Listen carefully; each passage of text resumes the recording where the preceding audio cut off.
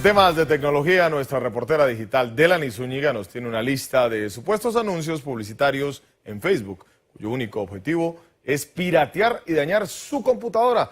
Adelante, Delany, cuéntanos de qué se trata. Muchas gracias y feliz inicio de semana. Sabemos que Facebook es una red social, además de famosa, también muy poderosa. Por eso muchos piratas cibernéticos toman ventaja.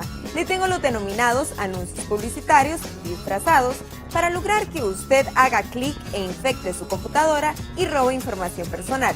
Les digo cuáles son, así que preste atención.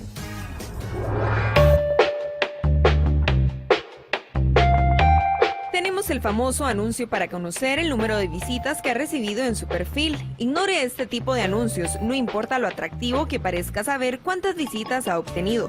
Simplemente no lo haga. Y menos conocer quiénes son esos amigos, porque al darle clic al enlace, lo lleva a una página web que instala un sistema maligno en su software.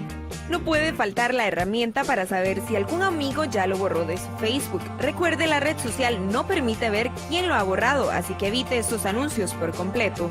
También la función para cambiar el color de su perfil. Esto simplemente es imposible, así que no ponga en riesgo su información personal. Además, no puede faltar el que dice que con un me gusta o compartir, es decir, like o share, le regalarán los productos que se ven en la fotografía.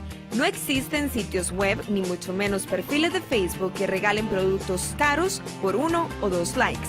Le recomiendo mantenerse alejado de estos anuncios si quiere seguir disfrutando de las buenas experiencias de la red social más popular del planeta. Recuerde, si ve algo que luce demasiado bueno para ser cierto, es probable que se trate de una trampa más para infectar su computadora.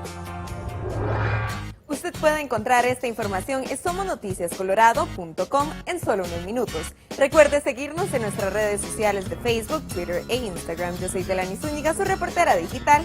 Y recuerde, nos vemos en la red. Regreso con ustedes.